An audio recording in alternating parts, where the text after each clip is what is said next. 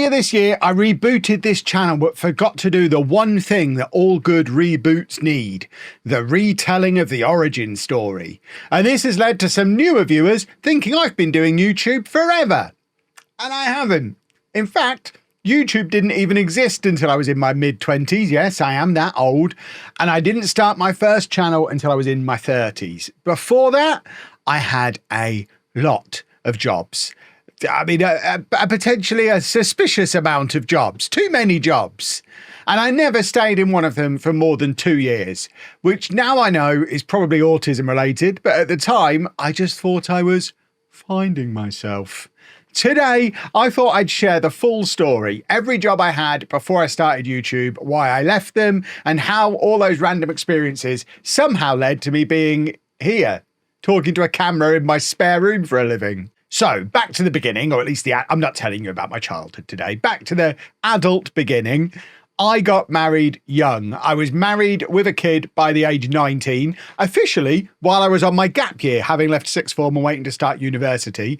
And that gap year very quickly turned into a get a job now.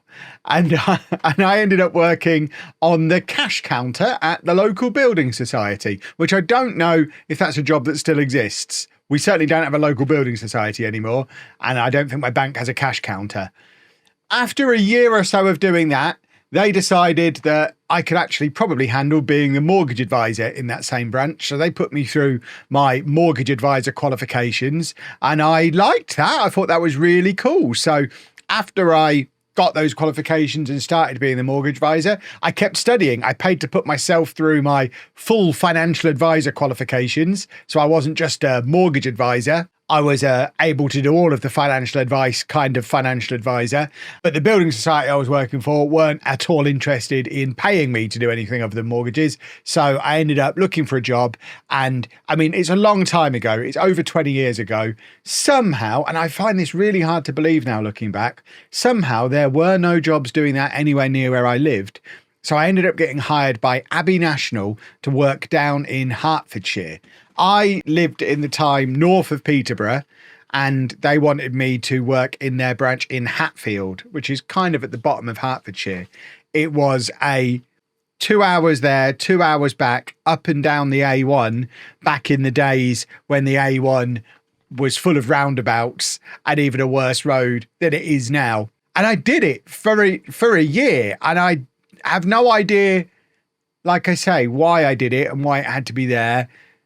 And also why I left, because rather than just transferring within that same company to come back my way, I ended up deciding I don't like all this driving. I'm going to leave. So I went back to being just a normal mortgage advisor back in Peterborough, this time at an estate agent's rather than a bank or a building society. So that let me be an independent mortgage advisor where I could recommend mortgages from different banks and building societies, something I'd never been able to do before. I was always tied to the company that I worked for. That meant that I obviously got in front of lots of banks. Banks back then, presumably still do, had these things called business development managers, whose job was basically coming around and seeing all of the mortgage advisors in their area, drinking their tea, giving them free pens, and occasionally being available to answer the phone if that particular mortgage advisor had a major problem. So I met lots of these people, and eventually one of them left and I got headhunted by the bank that they worked for. So I was basically now the guy who was selling mortgages to the mortgage advisors. And this was back in like 2005, 2006, 2007, the absolute height of the mortgage bubble. And honestly, bearing in mind now my job is playing video games and playing with Lego, that still rates as the easiest job I've ever had, because it was impossible not to hit my sales targets, even if I did basically nothing, because the mortgage industry in general was just shooting upwards. I literally spent most of my time sat at my desk at home playing Football Manager.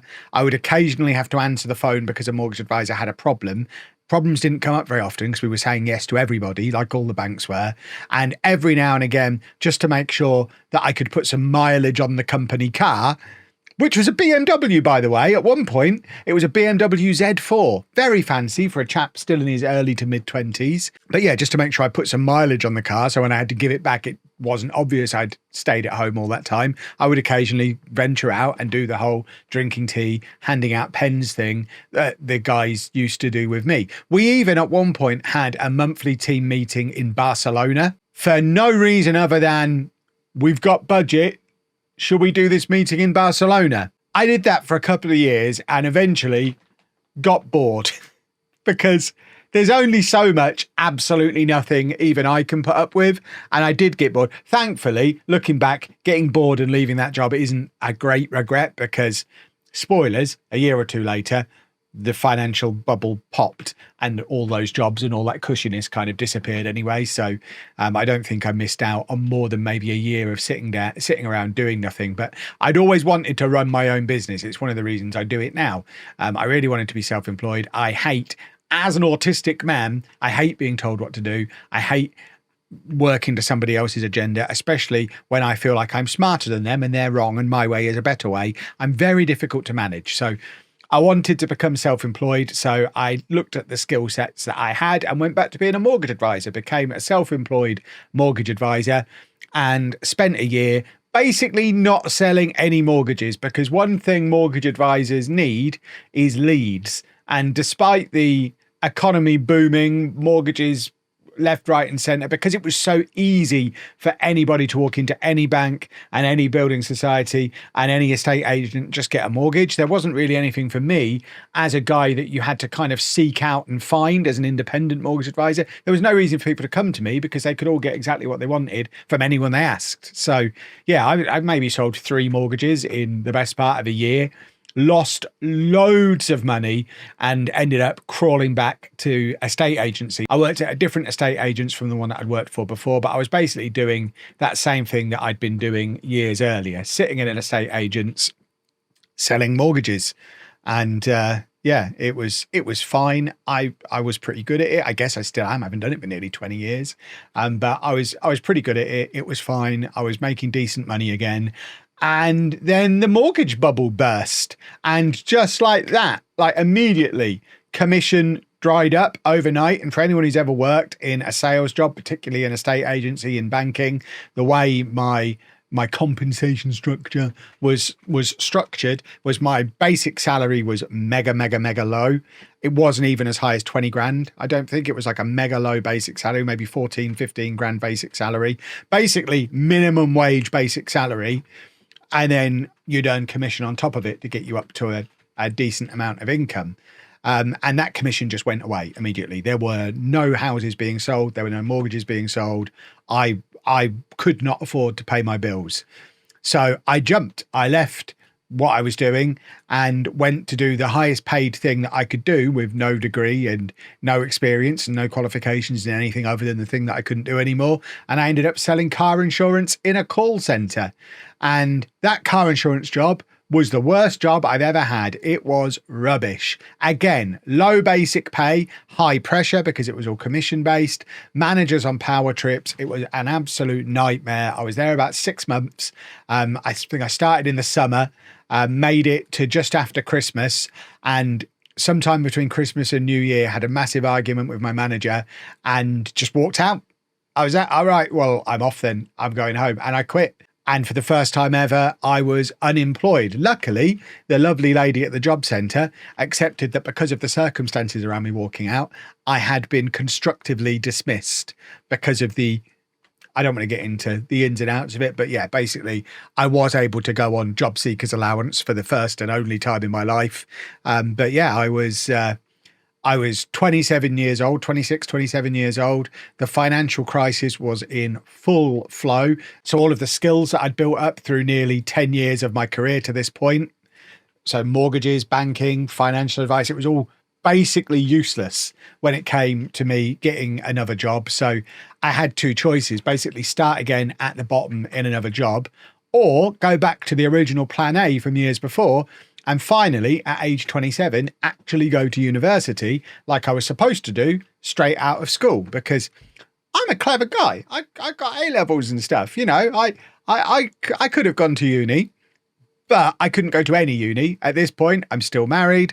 I've got 2 kids, 2 young kids. So the idea of uprooting my family and disappearing halfway across the country and living in halls and all this, and none of that was going to work out. So I basically applied for my local uni in Peterborough. It was a university centre, not a proper university. It's a proper degree, I think. I got a certificate and everything eventually. But I basically applied for the 6 most interesting courses that uni ran. I don't think you get a lot of UCAS applications that are 6 courses at the same university that are completely different courses. But I applied for the 6 most interesting courses. Didn't really care what I did. It was more a case of, if I can get to uni, I can get student finance, I can get like the help with living costs and things that would pay me more than I'm getting on the dole, and probably as much as I would get if I went back to an entry-level job in another career. So I could basically earn the same money I would earn in a job, but at the end of it, I'd have a degree and some more skills. So I didn't really care what degree I did. So I just accepted the first one that offered me a place. That was computer science. I quite like computers. So I went and did that, signed up, went and did it, and absolutely loved it. Uni was right up my street. I excelled at all of the programming and work stuff. I was good. Bearing in mind I went into it with no programming experience. I was writing software and all sorts by the end of it. Picked it up super fast. It definitely clicked with my brain. I did get divorced halfway through or towards the end of my first year. So to use a footballing terminology, the off the pitch stuff wasn't going great. And I was basically, for the first time in my life, kind of fending for myself financially. I had to support me and my kids half the time because I had joint custody of my kids. So to pay the bills, I started playing online poker, which it turns out I was pretty good at. And again, it was online poker when online poker was massive. It was before anyone who's into this. It was before it was banned in America way back when. So it was really quite easy to go online and basically clear out people's pockets who didn't really know what they were doing. And I did well enough to live on for a couple of years as I guess I would call myself a professional poker player. In fact, I even wrote my dissertation in my 3rd year of uni. My dissertation was me creating a piece of software that I used to train myself to be a better poker player. And part of the dissertation was me tracking the increase in my online world ranking throughout it was a whole thing. I was quite good at it. I enjoyed it. But then similar to what happened with mortgages, that all fell apart and the Americans all got banned. And all of a sudden it was much, much harder. And you needed actual skill and ability rather than just an edge. And I stopped because I didn't have that. I just had a system that could beat people who I was much better than. But when it came up against people of theoretically equal or better skill, I would get absolutely hammered. So 3 years at uni, I've now graduated top of my year with a first class honours degree and needed to decide what I was going to do next. And remember, by this point, I've got joint custody of my kids. I'm living on my own with my kids half the time. So my main priority was making sure I didn't mess up that situation. So I picked the only logical career that would allow me to have my kids, that would allow me to have the same holidays as their school holidays, and I went into teaching. For me, teaching was never a vocation. It was never the thing that I really wanted to do. It was a convenient thing for the time. I could have certainly earned more money going into something in programming or computing proper, but then it probably would have involved moving to Cambridge or London or Birmingham, Manchester, somewhere big. There wasn't really any jobs like that in Peterborough. So I would have had to have moved away. That would have meant losing the joint custody of my kids. I didn't want to become a weekend dad or a Disneyland dad or whatever they call them. I wanted to be a proper dad. So I became a teacher, and that meant another year at uni, going off to do my PGCE. While all this was going on, I also met Anna. So she actually moved in just before I went and did the PGCE, which was quite handy because the PGCE didn't run in Peterborough. I had to go to Bedford for that. So while I'm travelling back and forth to Bedford, Anna was able to do the school run on the days the kids were with me. So that was super handy. But yeah, after a year of that, graduated again, didn't even go to my second graduation because I learned very quickly graduation ceremonies are boring. I don't need to rent a silly hat and a silly costume. And they do eventually send you the certificate in the post. So I'm not really a guy for needing a pat on the head and a well done in front of a load of people. Warwick Davies gave me my first degree certificate. I don't know who I missed out on celebrity wise for the second one, but like I say, didn't even bother going. Went into teaching. Loved it. First teaching job was really good. I was working at one of the biggest schools in Peterborough, big, shiny, modern building, and was good at it. Got into it, was good at it straight away. Got promoted to second in department at the end of my first year. And it was quite a big department. There was like 6 or 7 of us in the department. So I'd jumped above a load of people more experienced than me, and some of them even older than me. I was still quite young at this point. I was still barely 30, so there were people older than me who still existed then. While I was doing that, I also started writing books. Most of them are no longer available. One of them, the Lazy Students Revision Guide, does still sell quite well now, and I do still get a little payment for that most months, which is jolly nice. I also started podcasting while I was at uni. We did a few different podcasts. We did a comedy podcast. We did a gaming podcast. The gaming podcast is still running now. It's the most successful independent gaming podcast in UK iTunes history. We're getting on for 15 years deep. We're about 600 episodes deep. And yeah, it still comes out every Saturday morning. I rarely mention it, but if you want to hear me talk about games once a week, the Mature Gamer podcast is for you. We also had a few weeks at the top of the iTunes comedy podcast charts with a podcast called We're From the Internet. And we did the Best Thing From podcast as well, which we tried to relaunch on this channel a few years ago. There was lots going on. So I was kind of dipping my toes in content creation, even in the early years of teaching. I'd started writing, I'd started podcasting. We'd even done a couple of very primitive YouTube videos. There's one from like 2010, 2011, where it's me and Sheepdog looking for the pork pie shop in Melton Mowbray. There's a few silly little bits like that. So I was starting to dabble in content creation, but I'm still a teacher. We're now at the end of my first year of teaching. I've been promoted to second in department. And then during that second year, my first year as second in department, there was a big school reorganization and basically everybody had to reapply for their jobs. And me, being the stubborn moron that I am, was like, well, I'm not reapplying for my own job. I'm going to apply for other jobs somewhere else. So I basically jumped ship from that school and went to become second department at a different school, where I did a year as second of department. And then at the end of that year was promoted to the head of computing. So that was my 4th year in teaching, was my first year as the head of computing. And whilst I was at that second school, I was there 2 years as well. So during that 2 years at that second school, I started my first YouTube channel, Lelujo, the Football Manager channel. Shortly afterwards, I started this channel. Midway through that 4th year of teaching, the first year as head of computing, I started the daily vlog on here. So pretty much from there, it's all documented. If you want to see that, you can go watch the old daily vlogs.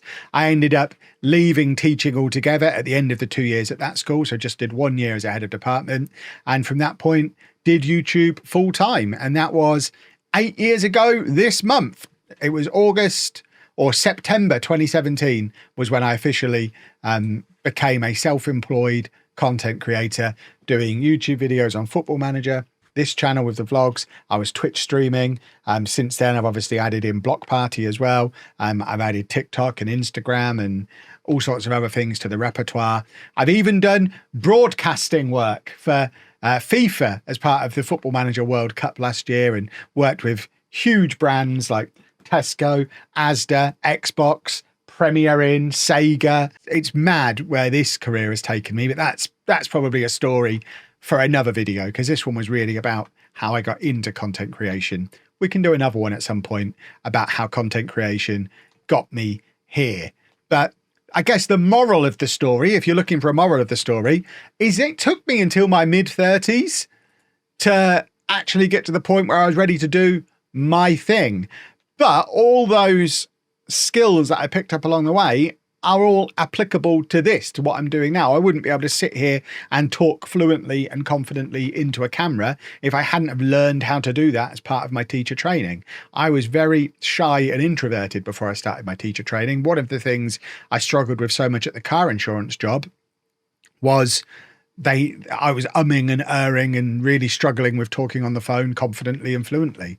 It was a major weakness of mine as part of the teacher training, turned into a strength. So I guess bottom line, if you're watching this thinking you've missed the boat on whatever your dream is, whatever your thing you want to do is, because you're not in your 20s anymore, you haven't. I'm the proof that you haven't. Like I say, it was the thing that turned out to be my dream job didn't even exist when I was 24. And I didn't start doing it until nearly 10 years later. So it's never too late to give your thing a try. You just have to give it a try, back yourself, go knees deep into it. But yeah, that's my story of how I got here. Let me know down in the comments what weird turns your career's taken. And I am particularly interested in if you use your degree in the job that you do now, because I certainly don't. And I have a theory that very few people do. And also let me know what else you want to know from my very complicated backstory, because it'll give me good ideas for future videos. But for now, I'll see you next Tuesday, and toodle pip.